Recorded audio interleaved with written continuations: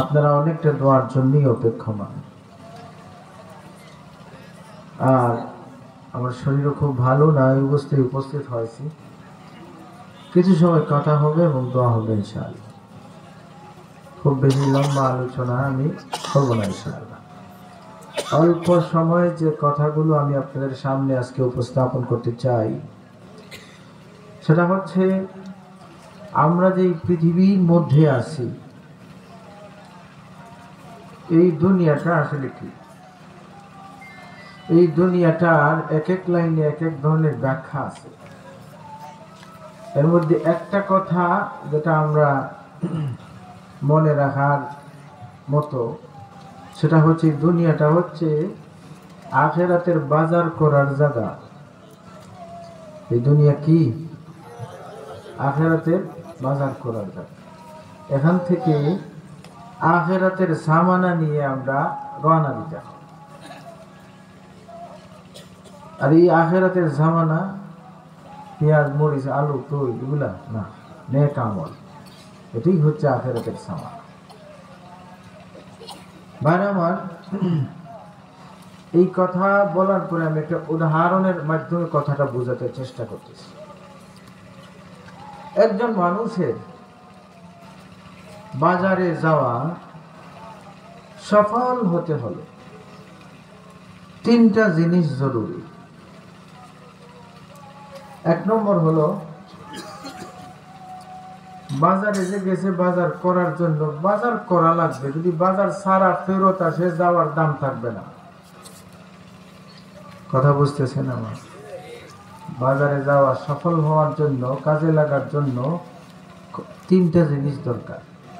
তিনটার মধ্যে প্রথম হচ্ছে, বাজার যে করতে গেছে বাজার করে আসতে হবে। বাজার সারা খালি ব্যাগ নিয়ে যদি ফেরত আসে, তাইলে যাওয়ার দাম নাই। ঠিক না? দুই নম্বর হলো, শুধু বাজার করলেই হবে না। যে বাজার করবে, মাল কিনবে, এটা যদি পিওর হয়, নির্ভেজাল হয়, কোনো ধরনের নকল না হয়, এই বিষয়টাও খেয়াল করে বাজার করতে হবে। কারণ যদি দেখা যায় 2 নম্বর মাল কিনে ফেলেছে, নকল জিনিস কিনছে, ভেজালি জিনিস কিনছে, ডেট এক্সপায়ার জিনিস কিনছে, পচা বাসি জিনিস কিনছে, তাইলে এটা করা না করা সমান। ঠিক না? অত তারও টাকা নষ্ট করছে, সময় নষ্ট করছে।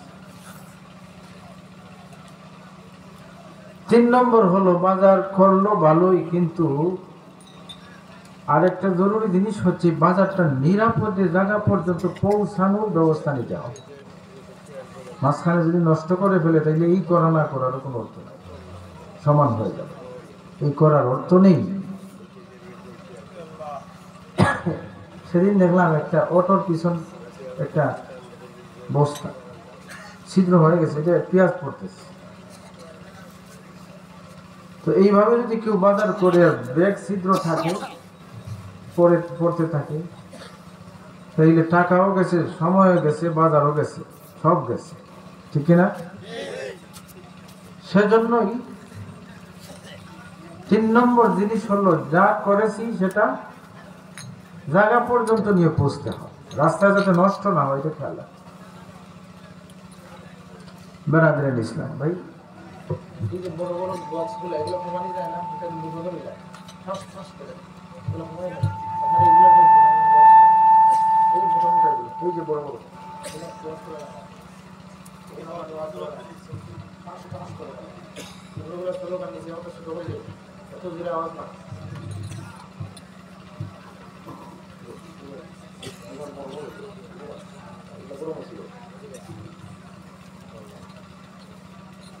তবে বেরাদারিন ইসলাম, আমি এই উদাহরণের মাধ্যমে আপনাদের সামনে কথাই বলতে চাই যে, দুনিয়াতে আমরা বাজার করার জন্য এসেছি, আখিরাতের বাজার। এই জিনিসটা যদি আমরা করি, তাহলেই দুনিয়াতে আসা সফল হবে। আসলাম, ক্ষেত গৃহস্থী করলাম, দোকানদারি করলাম, বিল ডাক নিলাম, নদী ডাক আনলাম, কেউ নেতা হলাম, অফিসার হলাম, সব হইলাম, পণ্ডিত হলাম, কিন্তু আখিরাতের সামানা জোগাড় করলাম না, কবরে চলে গেলাম।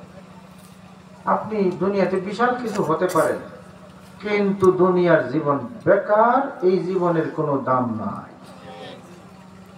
কারণ আপনি বাজার করছেন না, ব্যাগ খালি নিয়ে কবরে চলে গেছে।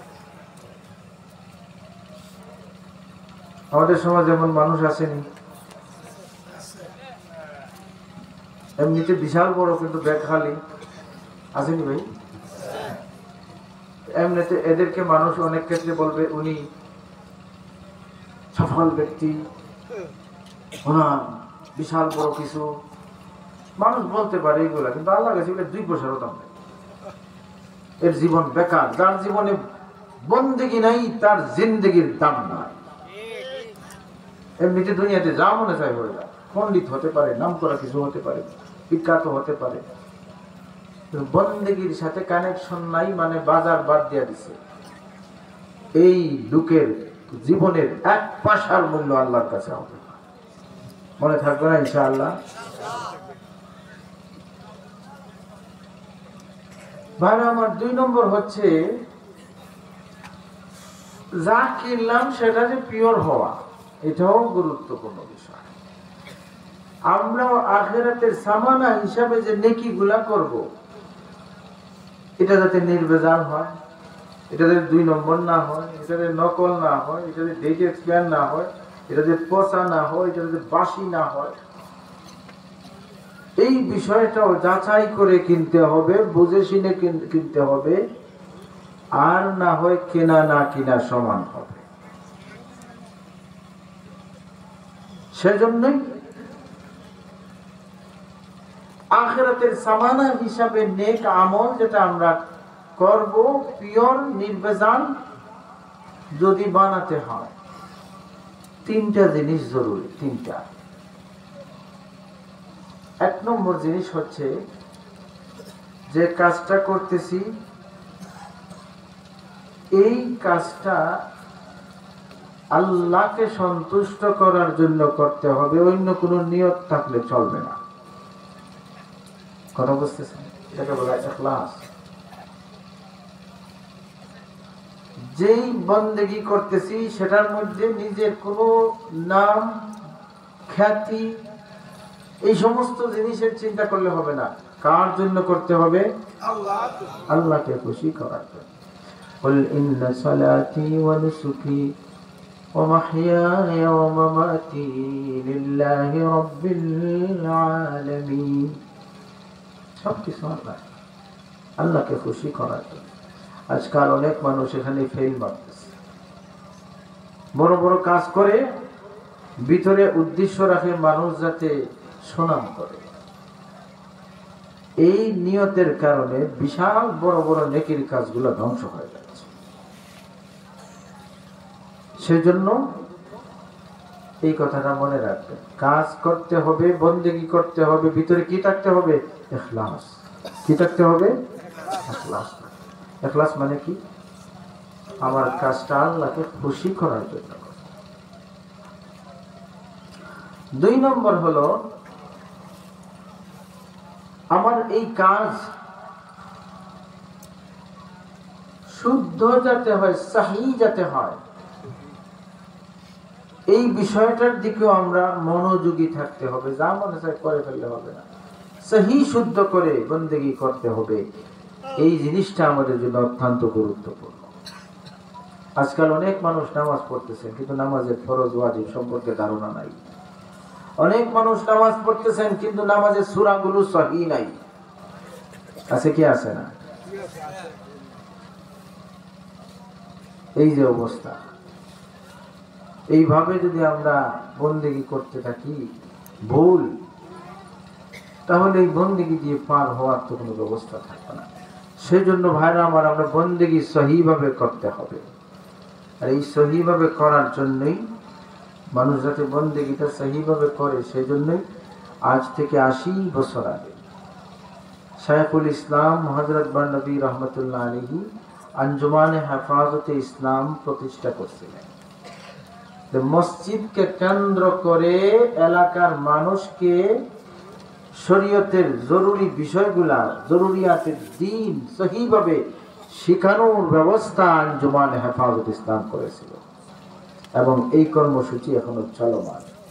সেজন্যই আমরা সহিভাবে বন্দেগী করতে হলে আঞ্জুমান হেফাজত ইসলামের কাজের সাথে আমরা জড়িত হব। রাজি আছি না ইনশাআল্লাহ? 3 নম্বর হলো বন্দেগী যে করব, এই বন্দেগীর সিস্টেম তরিকা কি হবে এটাও মনে রাখতে হবে। আমার ইবাদত বন্দেগী নবীর তরিকা অনুযায়ী হতে হবে, সুন্নত মোতাবিক হতে হবে। যদি সুন্নতের সাথে সম্পর্ক থাকে না, যত বড় বন্দেগী হোক এই বন্দেগীর দাম থাকবে না। তো ভাইরা আমার বলছিলাম না যে বাজার করতে হবে, না করলেও যাওয়া বেকার। বাজার করলো কিন্তু ডেট ওভার মাল কিনছে, নকল জিনিস কিনছে, তাইলে করা না করার সময়। আর 3 নম্বরে হলো বাজার করে জায়গা মতো যদি নিরাপদে পৌঁছতে না পারে, তাইলেও এই করার কোনো দাম থাকবে না। বন্দেগীর বিষয়টা এই ধরনের, দুনিয়া আখিরাতের বাজার, ওইখান থেকে নেক আমলের সামানা নিয়ে আমরা রওনা দিতে হবে। এখন এই আমল যদি না করি, তাইলেও দুনিয়ার জীবন বেকার। আমল করলাম কিন্তু এই আমল কোন ধরনের কাজে লাগলো না, এটা নকল, ভেজাল, তাইলে এই আমলের মাধ্যমে পার হওয়ার ব্যবস্থা হবে না। সেই জন্য পিওর আমল করতে হবে, নির্ভেজাল করতে হবে, সহি আমল করতে হবে। এর জন্য 3টা জিনিস বলেছি। 1 নম্বর ইখলাস, এরপরে হচ্ছে শুদ্ধভাবে করা, সহি আমল, সহি হওয়া। 3 নম্বর হচ্ছে নবীর তরিকায় করা। কিভাবে করা? নবীর তরিকায় করা। এই 3টা জিনিস ফিট করবেন, এই আমলটা অনেক দামি আমল হয়ে যাবে, অনেক ওজনী আমল হয়ে যাবে। ভাই আমার, এরপরে হলো এটা নিরাপদে বাড়ি পর্যন্ত নিয়ে যাওয়া। নিরাপদে বাড়ি পর্যন্ত নিয়ে যাওয়ার জন্য আমরা অনেক বিষয় খেয়াল রাখা দরকার। এর মধ্যে একটা হচ্ছে আমরা অনেক সময় নিজেরাই নিজের আমল ধ্বংস করতেছি। যেমন মনে করুন, আরেকজনের উন্নতি দেখে সহ্য হয় না, এই জিনিসটার নাম হচ্ছে হিংসা। আরেকজনের উন্নতি দেখলে সহ্য হয় না, এটার নাম কি? হিংসা। এটা আসেনি সমাজে? এই হিংসা আসলে একটা আগুন। এই আগুনে 2 জিনিস জ্বালায়, 2 জিনিস। একটা হচ্ছে যার ভিতরে আছে তার দিল জ্বালায়, ভিতর জ্বালায়, এর শান্তি নাই, ঘুমাইলেও শান্তি নেই। আর 2 নম্বর হচ্ছে এই জিনিসটায় তার নেক আমল জ্বালায়, নেকিরেও শেষ করে দেয়। 2টা জ্বালায়। আল হাসাদু ইয়াকুলুল হাসানা কামা তাকুলুন নার। তো ভাইরা আমার, নিরাপদে বাড়ি নিয়ে যদি যেতে চাই আমলকে, তাহলে আগুন দিয়ে রাস্তায় জ্বালালে চলবে না, নিজেই নিজে আগুন লাগিয়ে ধ্বংস করলে চলবে না। নিরাপদে যাওয়ার জন্য আগুন থেকে নিজের আমলকে বাঁচাতে হবে, ঠিক না? এটা দিয়ে বাঁচাতে হলে কি করতে হবে? হিংসা মুক্ত অন্তর দরকার, দিলটাকে পরিষ্কার করা দরকার। হিংসা, নিন্দা, এই সমস্ত জিনিস বড় মারাত্মক জিনিস। এই যে আজকে যে বায়াত যারা আছেন, এই মাহফিল অনেকটা ইসলামী মাহফিল। ভিতরের বিষয়গুলা নিয়ে এখানে মূলত জোর দেওয়ার বিষয়। আমরা আজকে তো ফিটফাট, কিন্তু ভিতরের অবস্থা অনেকেরই সুবিধা না। মালের আকর্ষণ, লোভ, নিজেকে বড় মনে করা, অন্যের বদনাম, বেশি বদনামের সাথে জড়িত হওয়া, বদনাম করা, মানুষের ভালোই দেখতে পারে বদনাম করে। এই যে হিংসা, নিন্দা, গৌরব, গরিমা, লোভ, এই সমস্ত জিনিস, এই সমস্ত জিনিসের ভিতর নষ্ট হয়ে যায়। এর মধ্যে অন্যতম মারাত্মক হচ্ছে মানুষের উন্নতি দেখে সহ্য করতে পারে না। এই জিনিসটা এত ভয়ঙ্কর, এটা নেকি জ্বালাইয়া শেষ করে দেয়। বলেন নাউযুবিল্লাহ। আপনি কষ্ট করে নেকি করছেন, জোগাড় করছেন, কিন্তু এটা নিয়ে কবরে যে যাবেন, এই যাওয়ার মধ্যখানে আগুন লাগাই দিলেন, কষ্ট নষ্ট হবে, কষ্টের কোন দাম থাকবে না। সেই জন্য আমরা নিয়ত করি, আমরা আমাদের আখিরাতের সামানাকে বাড়ি পর্যন্ত মানে কবর পর্যন্ত নিরাপদে নেওয়ার জন্য হিংসা মুক্ত দিল তৈরি করব। রাজি আছি না ইনশাআল্লাহ? এমন হিংসা মুক্ত দিল কিভাবে বানাইবেন? এই হিংসা মুক্ত দিল তৈরি করতে হলে বা দিলের আরো যত সমস্যা আছে এগুলো দূর করতে হলে যে পথগুলো ধরতে হয় এর মধ্যে একটা হচ্ছে আল্লাহ ওয়ালাদের সাথে সম্পর্ক করতে হয়, আহলুল্লাহদের সাথে সম্পর্ক করতে হয়, পীর মাশায়েখদের সাথে সম্পর্ক করতে হয়, হক্কানি উলামায়ে কেরামদের পরামর্শে জীবন গঠন করতে হয়। এইভাবে যদি আমরা চলতে পারি তাহলে দিল ঠিক হওয়ার ব্যবস্থা হবে, অন্তর পরিষ্কার হওয়ার ব্যবস্থা। আমার কথা বুঝতেছেন আপনারা? আসলে আমি জানি না, আমার কষ্ট হচ্ছে কথা বলতে আজকে, কেন হচ্ছে, তবে কষ্ট হচ্ছে, সেই জন্য আমি কথা বেশি লম্বা করবো না। আমি আপনাদের সামনে এই কথাগুলি বলছি। 1 নম্বর হলো যে দুনিয়াতে আমরা বাজার করতে আসছি, বাজার না করে ফিরত গেলে এই জীবনের দাম হবে না। আমরা বন্দেগীর দিকে সবাই খেয়াল রাখবো, আমাদের এক ওয়াক্ত নামাজ কাজাও না হয়, এই জিনিসটা সবসময় আমরা খেয়াল রাখবো। রাজি আছেন ইনশাআল্লাহ? এই নিয়তটা এখান থেকে বন্দেগীর দিকে সব খেয়াল রাখবো। আপনার ব্যবসাও জায়গা আছে, জমিও কেউ নিতে পারবে না, সবকিছু ঠিক আছে, তাহলে বন্দেগী কেন ঠিক থাকবে না? সুতরাং নিয়ত করি আমার বন্দেগী ঠিক রেখে বাকিগুলা বন্দেগীতে গন্ডগোল লাগে কোনো কাজ আমি করবো না। রাজি আছেন ইনশাআল্লাহ? 2 নম্বর হচ্ছে আমি যা করতেছি এটা যাতে পিওর থাকে, নির্ভেজাল থাকে, নকল না হয়। এটার জন্য 3টা কাজ করবেন। 1 নম্বর হচ্ছে নিয়ত ঠিক করা, ইখলাসের সাথে করবেন। 2 নম্বর হচ্ছে আমল সহি হওয়া, ভুল আমল করে ঝামেলা বাড়াইবেন না। 3 নম্বর হলো নবীর তরিকায় আমল করা। এই 3টা জিনিস আমলে ফিট রাখবেন, ইখলাস, সহি হওয়া, নবীর তরিকা। 3টা জিনিস ফিট করে আমলটাকে পিওর বানাইতে হবে। 3 নম্বর হলো এটা নিয়ে কবরে যাওয়া নিরাপদে, রাস্তায় যাতে নষ্ট না হয়। এই জন্য দিলের মেহনত দরকার। হিংসা, নিন্দা, গৌরব এগুলো থেকে দিলকে সাফ করলেই আমলটা সহজে নিরাপদে নিয়ে যেতে পারে। এখন এই দিল তৈরি করার জন্য দিলওয়ালা মানুষের সাথে সম্পর্ক করতে হবে, পীর মাশায়েখ আল্লাহওয়ালা মানুষের সাথে আমাদের সম্পর্ক মজবুত করতে হবে, তাহলেই আমাদের দিল ঠিক হবে। আর যেগুলো আমল ধ্বংস করে এগুলা দিলে জায়গা পাবে না, নিরাপদে আমরা বাজার নিয়ে কবর পর্যন্ত পৌঁছতে পারবো। সেই জন্য আমরা আল্লাহওয়ালাদের সাথে সম্পর্ক রাখবো। রাজি আছেন ইনশাআল্লাহ? যাই হোক ভাইরা আমার, আমি আগেই বলছি কথা বলতে কষ্ট হচ্ছে, আমি আমার কথা এখানে শেষ করতে হবে। আল্লাহ তাআলা আমাদেরকে কথাগুলো বোঝান, আমলের তৌফিক দান করুন। এখানে যারা আছেন এর মধ্যে যারা বিশেষ করে বায়াত আছেন, আমি আপনাদেরকে বলবো আপনারা সবক ঠিক মতো আদায় করবেন। বায়াত হওয়ার পরে যদি সবক নসিহতগুলো ঠিক না থাকে তো এই বায়াত হওয়ার কোনো অর্থ হবে না। সবকগুলো ঠিক মতো আদায় করবেন, যাদেরকে সায়ে তাসবিহ দেওয়া হয়েছে সকাল বিকাল সায়ে তাসবিহ ঠিক মতো আদায় করবেন। আর অন্যান্য সবক যাদেরকে দেওয়া হয়েছে আপনারা সবকগুলো ঠিক মতো আদায় করবেন। নসিহতগুলোর উপর মজবুত থাকবেন, যে নসিহতগুলো দেওয়া হয়েছে এগুলো সব বলা আছে আপনাদের। তো যারা বায়াত হয়েছেন আপনারাই মূলত এই মাহফিলটার ব্যাপারে অনেক বেশি ভূমিকা রাখেন, সেই জন্য আপনাদের স্পেশালি বলতেছি সবক ঠিক মতো আদায় করবেন, নসিহতগুলোর উপর আপনারা মজবুত থাকবেন। বিশেষ করে নামাজের মধ্যে কোনো গণ্ডগোল যাতে না হয়, নামাজের মধ্যে কোনো ধরনের কোতাহি যাতে না হয়, এই জিনিসটা আমি বারবারই বলে থাকি, আজকেও বলে যাচ্ছি। 5 ওয়াক্ত নামাজ আপনারা যেভাবেই হোক জামাতে আদায়ের জন্য সবসময় চেষ্টা করবেন। রাজি আছেন না ইনশাআল্লাহ? আল্লাহ তাআলা আমাদেরকে কথাগুলো বোঝা আমাদের তৌফিক দান করুন। আমিন।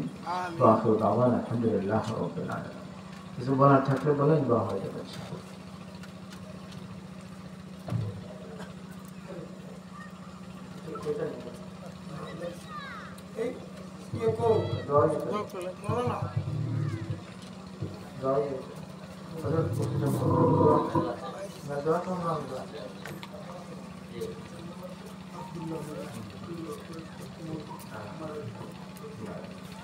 مختصر دعا হবে আমরা যে যেখানে সেই দোয়ার মধ্যে শরীর স্থান করব আলহামদুলিল্লাহ রাব্বিল আলামিন والصلاه والسلام على سيدنا المرسلين وعلى اله واصحابه ربنا ظلمنا انفسنا وان لم تغفر لنا وترحمنا لنكونن من الخاسرين ربنا لا تزغ قلوبنا بعد إذ هديتنا وهب لنا من لدنك إنك أنت الوهاب اللهم اغفر لنا ولوالدينا وارحمهما كما ربيانا صغيرا يا الله আজকে জুমার রাত আল্লাহ তোমার বান্দাদের নিয়ে আমি আটকাইছি মাহবুব বড় আশা হবে তোমার দরবারে আটকাইছি জিন্দেগীর সব গুনাহ উপরে তওবা করলাম আল্লাহ তুমি আমাদের মাফ করে দাও তওবা করলাম তুমি আমাদের তওবারে কবুল করো আল্লাহ আমাদের তওবার উপরে চলতে তৌফিক দাও আল্লাহ শয়তানের ধোঁকা থেকে আমাদের তুমি হেফাজত করো ইয়া আল্লাহ যতদিন রাখো তোমারে খুশি করে চলার তৌফিক দাও তোমার নাম নিয়ে চলার তৌফিক দাও আল্লাহ আয় পরওয়ারদিগারে আলম আমার দোয়ার মধ্যে যারা যেখান থেকে শরীক হয়েছে অনেক অসুস্থ আছে আল্লাহ তুমি শিফা দাও আরাম দাও আল্লাহ আমার রুহানি জিসমানি বেমারে শিফা দাও হে রব্বুল আলামিন ইয়া আল্লাহ অনেক মানুষ অভাব আর কষ্ট আছে আল্লাহ তুমি অভাব দূর করিয়া দাও খরচমন্দ খরচ আদায়ের ব্যবস্থা দাও আয় পরওয়ারদিগার আলম বেরোজগার আল্লাহ হালাল রুজির ব্যবস্থা করিও আমরা আওলাদদেরকে নেক হায়াত দাও আলিমে বাআল্লাহ হাফিজে কোরআন বানায়া দাও আয় আল্লাহ তোমার বান্দা হতে আশা করি আজকের এই মাহফিলের আয়োজন করছি ও মাহবুব তোমার জানা আছে সে কিভাবে এটার লাগে কষ্ট করছেন শরীক হয়েছে সমস্ত তুমি দুনিয়া আখিরাতে বদলা দাও যে যে নিয়তে শরীক হয়েছে নেক নিয়তে পুরা করিয়া দাও এই মাহফিলের খাতিরে সমস্ত মুর্দেগানরে মাফ করিয়া দাও আল্লাহ এই এলাকার সমস্ত মুর্দেগানে জলসার উসিলায় মাফ করিয়া দাও বহু প্রিয় মানুষ এই অঞ্চল আস্তে আস্তে অনেক নাই আল্লাহ তুমি তার খবর জান্নাতুল বাগান আল্লাহ অনেক মুরিদ মুতাআল্লিকিন দুনিয়া ছাড়িয়ে গেছেন ও মাহবুব तमाम ने তুমি মাফ করিয়া দাও তোমার বান্দা আব্দুল্লাহ মিয়াঁর দোয়া সবাইকে মাফ করিয়া আয় রব্বুল আলামিন আমাদের পক্ষ থেকে অসীম অসংখ্য দুরূদ আর সালাম জিন্দা নবী হায়াতুন নবী রাহমাতুল লিল আলামিনের দরবারে পৌঁছে ইয়া আল্লাহ কোরআনের সামিয়ানার নিচে গভীর রাতে আমরা বসি এই দোয়ার উসিলায় আরশের সামিয়ানার নিচে আমরা তুমি জমা করিও মাহবুব যে যে জায়গা থেকে দোয়ার শরীক হইছে সেউরে খালি হাতে ফেরত দিও না সেউরে নিরাশ করে ফিরাইয়া দিও না সাল্লাল্লাহু তাআলা আলা খাইরি খালকিহি মুহাম্মাদি ওয়া আলিহি ওয়া আসহাবিহি আজমাইন আমিন برحمتك يا ارحم الراحمين